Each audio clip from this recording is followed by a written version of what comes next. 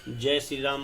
प्रिय मित्रों, आज के इस वीडियो में हम आप लोग को गुण मिलान या कुंडली मिलान या जिसको मेलापक कहते हैं उसके बारे में बताएंगे।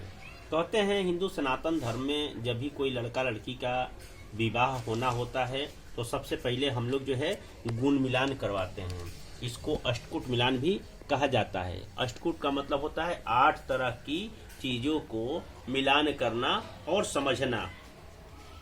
तो हम सभी लोग यही चाहते हैं कि लड़का लड़की के वैवाहिक जीवन सुखमय व्यतीत हो, इसलिए जो है इन सब चीज़ों को देखना बहुत ही जरूरी होता है। हमारे धर्म शास्त्र के ऋषि मुनियों ने ये ग्रह नक्षत्र के हिसाब से इन सब चीज़ों की व्यवस्था को बनाई हुई है और कहते हैं कि वैसे तो वर कन्या का मेलापक की जो है कई विधियां हैं, किंतु मुख्य रूप से जो है शास्त्र के हिसाब से 2 ही विधियों को हम लोग अपनाते हैं। पहला जो है नक्षत्र के हिसाब से और दूसरा जो है ग्रह के हिसाब से। कहते हैं कि 9 ग्रह होता है, 12 राशियां होती है और 27 नक्षत्र होता है। एक नक्षत्र जो है जिसको हम लोग अभिजीत मुहूर्त करते हैं वो अलग होता है जो प्रतिदिन होता है। कहते हैं कि इनमें भी नक्षत्र मेलापक को हम लोग ज्यादा प्रधानता देते हैं। दक्षिण भारत में जो है 10 विध मेलापक प्रचलित है, लेकिन उत्तर भारत में अष्टकूट मेलापक का ही ज्यादा प्रधान है। और ये अष्टकूट में क्या क्या आता है तो सबसे पहले जो है आप देखिए, सबसे पहले आता है वर्ण, उसके बाद होता है वश्य, उसके बाद होता है तारा, उसके बाद होता है योनि, उसके बाद जो है ग्रह मैत्री होता है जिसको मैत्री भी कहते हैं। उसके बाद होता है गण, गण के बाद जो होता है भकुट और भकुट के बाद होता है उसको कहते हैं हमनाड़ी। आप लोग किसी भी पेपर देने के लिए परीक्षा में जाते हैं तो हर प्रश्न के लिए कुछ अंक दिया जाता है। उसी तरह जो है इनमें भी अंक दिया जाता है। वर्ण के लिए 1 अंक, वश्य के लिए 2, तारा के लिए 3, योनि के लिए 4, ग्रह मैत्री के लिए 5, गण के लिए 6, भकुट के लिए 7 और नाड़ी के लिए 8 अंक जो है निर्धारित किया गया है।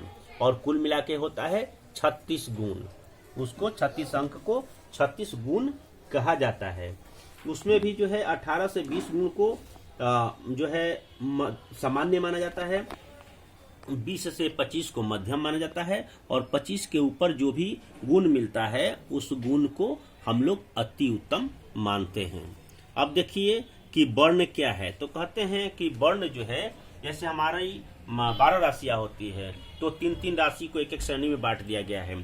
4, 8, 12 की राशियां जो होती है उसको विप्र या ब्राह्मण राशि कहते हैं और 1, 5, 9 राशियां जो होती है उसको क्षत्रिय की श्रेणी देते हैं।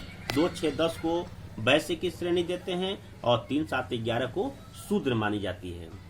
उसी तरह जो है ये मिलाया जाता है कि वर्ण जो है लड़का और लड़की का वर्ण क्या है राशि के हिसाब से। उसी तरह जो है वश्य होता है। वश्य के लिए 2 अंक निर्धारित किया गया है। वश्य का संबंध जो है व्यक्ति के मूल व्यक्ति से होता है कि व्यक्ति जो है किस तरह का है।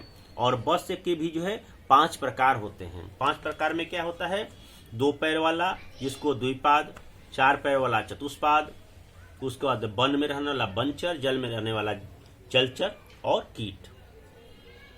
तो इसी तरह कहते हैं कि जैसे वन में रहने वाला क्या है, वन में रहने वाले के साथ रह सकता है, जल में रहने वाला जल वाले के साथ रह सकता है, कीट पतंगा जो है कीट पतंगे के साथ रह सकता है। तो 2 पैर वाला 2 पैर के साथ रहेगा, 4 पैर वाला 4 पैर वाले के साथ जो है रह सकता है। और ये जो है राशियों के हिसाब से इसमें भी मापक बनाया गया है। आगे जो होता है तारा।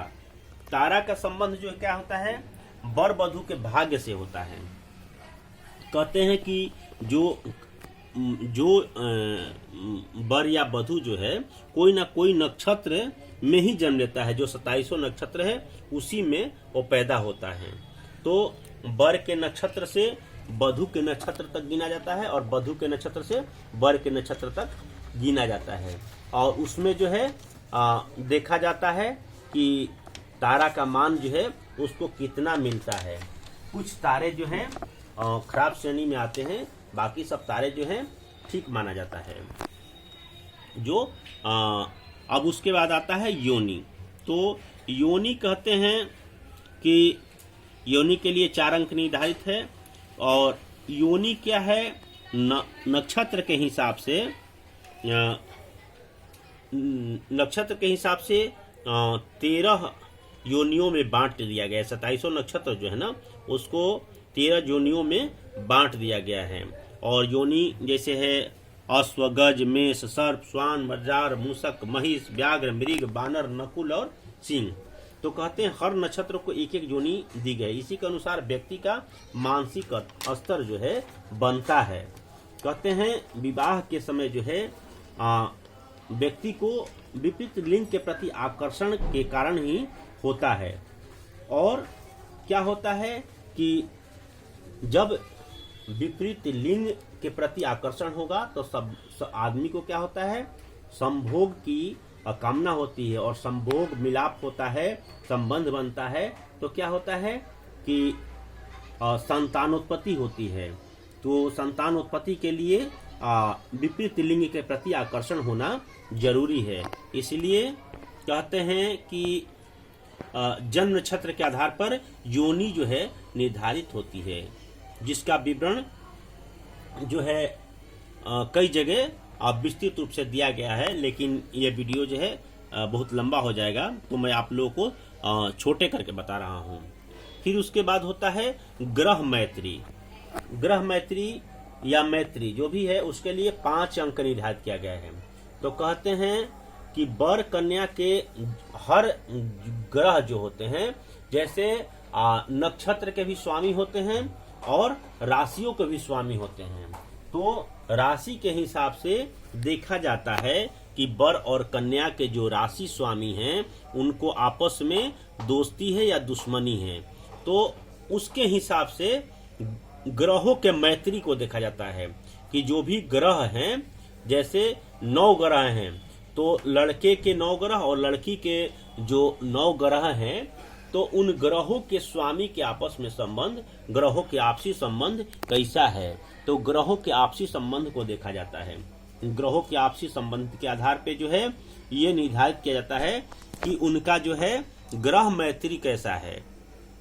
अगर ग्रह मैत्री बढ़िया है, आपस में मित्रता है, तो कहते हैं कि क्या होता है कि जीवन जो है प्रेम भाव से चलेगा, जीवन सुखमय होगा। तो उसमें भी आपको 5 अंक मिले तो अति उत्तम है। उसके बाद 6ठा नंबर होता है गण का। गण को 6 अंक निर्धारित किया गया। गण का संबंध जो है व्यक्ति के सामाजिक स्थिति को दर्शाता है कि वो आदमी बोल चाल में कैसा है, उसका व्यवहार कैसा है। और गण कहते हैं कि 3 प्रकार के गण होते हैं। गण होते हैं देव, मनुष्य और राक्षस। तो 3 तरह के गण होते हैं। इसमें देखा जाता है, देखिए ऊपर में एक छोटे से विंडो बनाया है, जिसमें आप देखिए ऊपर वर गण लिखा है और बगल में कन्या गण लिखा है। आप इसे समझिए कि मान लीजिए लड़का देवगण के या लड़की देवगण के, तो 6 अंक प्राप्त होगा। अगर लड़का जो है मनुष्य है, लड़की देव है, तो 5 अंक मिलेगा। अगर लड़का राक्षस है और लड़की देव है तो 1 अंक मिलेगा। अब देखिए लड़का मनुष्य है और लड़की भी मनुष्य है, तो 6 अंक मिलेगा। अगर लड़का देव है, लड़की मनुष्य है, फिर भी 6 अंक मिलेगा। अगर लड़का राक्षस है और लड़की मनुष्य है तो 0 अंक निर्धारित होगा। अब यहाँ देखिए, अगर लड़का राक्षस है और लड़की राक्षस है तो 6 अंक मिलेगा। अगर लड़की राक्षस है, लड़का देव है तो 0 अंक मिलेगा। अगर लड़का मनुष्य है, लड़की राक्षस है, फिर भी 0 अंक मिलेगा। तो ये हुआ आपका गण। इसमें कहते हैं कि गण मिलान भी जरूरी होता है। राक्षस का शादी राक्षस गण के साथ हो सकता है, देव का देव के साथ हो सकता है, मनुष्य का देव के साथ हो सकता है, देव का मनुष्य के साथ हो सकता है, लेकिन राक्षस का देव के साथ नहीं होता है, उसमें आपको 0 अंक मिलेगा। और मनुष्य का देव के साथ 0 मिलेगा और देव का राक्षस के साथ 0 मिलेगा, इसलिए गण भी देखना जरूरी होता है। उसके बाद आता है भकुट। भकुट का संबंध जीवन और आयु से होता है। इसमें देखा जाता है इसके माध्यम से कि कहते हैं भकुट दोष भी लगता है और दोष का निवारण का भी है विधान, लेकिन उसमें दिक्कत क्या है कि हम उसको अगले वीडियो में बताएंगे आपको। तो ये होता है भकुट।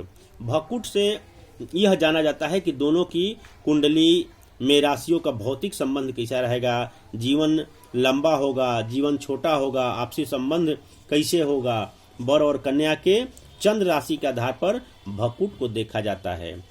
अब जो है अगला नंबर आता है नाड़ी का। तो कहते हैं कि नाड़ी के 8 अंक निर्धारित किया गया है। नाड़ी का संबंध क्या है, संतान से होता है। कहते हैं कि दोनों के शारीरिक संबंध जो है कैसा होगा, तो उसके लिए नाड़ी देखा जाता है। और कहते हैं नाड़ी भी 3 तरह के होती है, आदि, मध्य और अंत्य। तो नाड़ी एक नहीं होनी चाहिए, एक नाड़ी ठीक नहीं होता है। अगर एक नाड़ी होती है तो आपको अंक प्राप्त नहीं होगा, 0 अंक हो जाएगा और नाड़ी दोष लगता है। नाड़ी दोष से जीवन में संतान उत्पत्ति में बहुत परेशानियां होती है, इसलिए जो है नाड़ी को प्रमुख रूप से देखना चाहिए। भकुट नाड़ी को विशेष ध्यान रखना चाहिए। नाड़ी का संबंध कहते हैं कि शरीर संरचना के आवश्यक अवयवों से प्राप्त किया जाता है, जिसको हम वैज्ञानिक रूप में जेनेटिक जीन्स या डीएनए भी कहते हैं। तो कहते हैं कि कुल मिलाकर के आप इन सब चीजों को विशेष रूप से ध्यान रखिए। और जो भी हिंदू सनातन धर्म में हैं, सनातन धर्म को मानते हैं, उनको वर वधू के विवाह के समय जो है अष्टकूट मिलान सबसे पहले जरूर करना चाहिए। और आजकल देखने में भी आता है कि प्रेम विवाह बहुत ज्यादा हो रहा है, तो आप प्रेम विवाह भी करिए, उसमें कोई दिक्कत नहीं है, लेकिन आप जो है अष्टकूट मिलान, गुण मिलान जरूर कराइए। क्योंकि अगर उसमें कोई व्यवधान आएगा, कुछ नहीं मिलेगा, कई सारी चीजों में परेशानियां होती है, तो उसका निवारण भी होता है। कहते हैं कि जीवन है तो परेशानी है, बीमारी है तो इलाज है। तो इसमें जो है आप लोग को ये जरूर दिखाना चाहिए और आप लोग इन सब चीजों को जरूर मानिए, दिखाइए। और कहते हैं आज के वीडियो में इतना ही। आगे फिर मैं एक नए वीडियो के साथ आप लोगों के सामने उपस्थित होऊंगा। तब तक के लिए इतना ही। आप पूरे वीडियो को देखिए और लाइक करिए, शेयर करिए, सब्सक्राइब करिए। जय श्री राम।